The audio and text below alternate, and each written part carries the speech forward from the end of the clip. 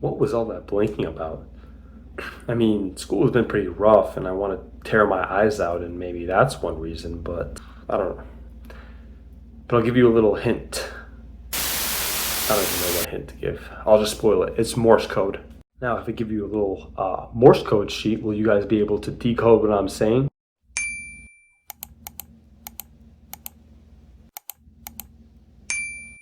So, the answer is EOG.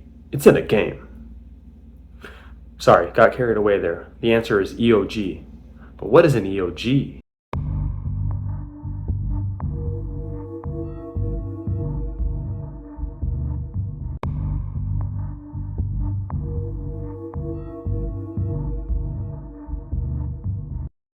Well, you guys have probably heard of things like ECG or EKG, which is electrocardiography, which measures the electrical activity in the heart. Or maybe you've heard of EMG, which is electromyography, which measures the electrical activity in the muscles. Or maybe you've heard of EFG, which are the 5th, 6th, and 7th letters in the alphabet. But what is EOG? EOG is let me try this again. Electrooculography. I just said that and my table just started moving. But what does that mean? Well, oculo means eyes, so it measures the electricity in the eyes. Wait, so we can zap people with electricity coming out of our eyes like Homelander or Cyclops?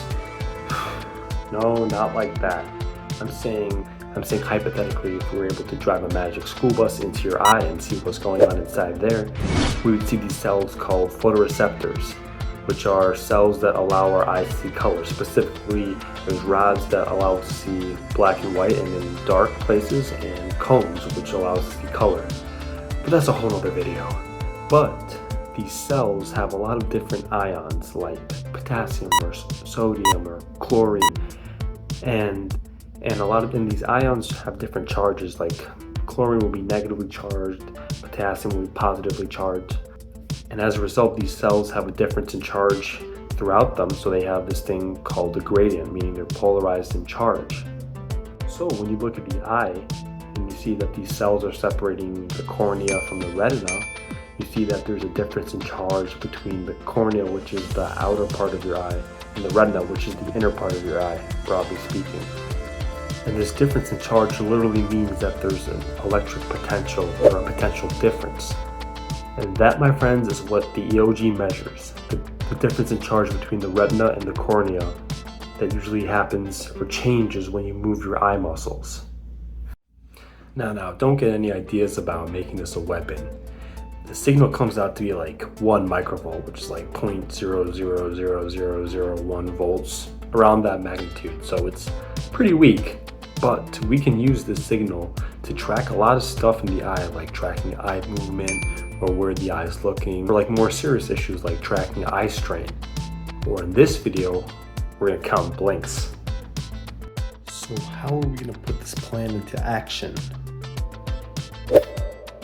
So this is my EOG, and yes, I built it. It doesn't look like much besides like a tangle of wires and a weird looking waffle, but those are basically the wires that are transmitting the signal, and there's a couple of chips in there doing some little manipulations to the signal, and that waffle thing is the breadboard that allows the wires to transmit the signal from one to another. And yeah, let's look at it in more detail. So how are we going to get the signal from the body to the EOG? That's all electrical stuff.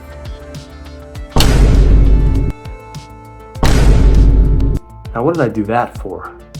Well, these two things are called electrodes, and that's exactly how we're going to get the signal from the body into the EOG device. These two things have points on them called nipples. Yes, that's actually a scientific term. It's called nipples. If I take one of them off, oh gosh. The underside is also metallic, and this is what's going to pick up the signal from blinking, and to this metal it conducts the electrical signal pretty well. It'll transmit it to the outer part, and usually we'll connect like a little pointy wire to this part, and this wire is going to be the input into the EOG device, and then we're going to be able to mess with the signal in the EOG device and get the data we need. So let's get to it.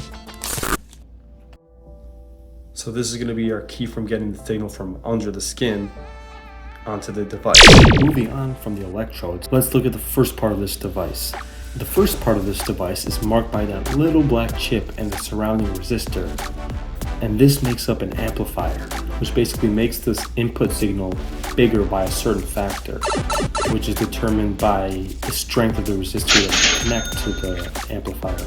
So we call this little thing an instrumentation amplifier. And I did this to make it easier to detect movement from the signal, as well as to decide which parts we should filter out and which parts we should keep in, which we'll do in the next step, which is called a low-pass filter.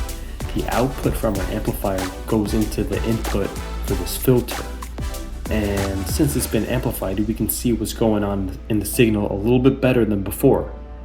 And when you move your eyes, especially when blinking, the signal that you're trying to capture is kind of sensitive and it might be hidden by other noise, which is just characterized by a bunch of random static or squiggly looking waves, just craziness. So we have to use like a filter. In this case, I'm using a low pass filter, and we're going to block out all the noise that tends to be higher frequency.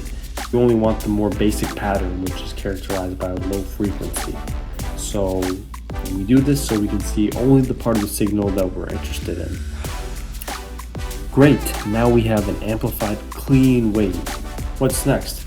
Let's just amplify it again, just in case we can see it better. And because bigger equals better. Unless you clip. So this black chip is another amplifier, and this time I chose to use a non-inverting amplifier. And basically, I'm just amplifying it by a certain factor that's based on the two resistors connected to it. It's different than an instrumentation amplifier, but oh boy, that's a whole different video, and I don't even know how to explain the difference all the way. So just know both signals make signal go big. So that's all the subsections in my EOG explained. But I mean, how do you know what each part of the signal is doing? I mean, I just told you, but maybe I'm talking out of my butt here. So how do you actually know?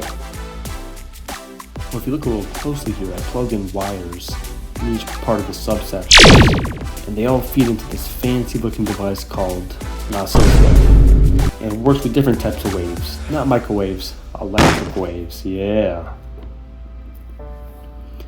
And so the oscilloscope will show me what the signal looks like at each phase in the device. So I can choose where I want to place the wires, and it'll show me what the signal looks like at that point in time.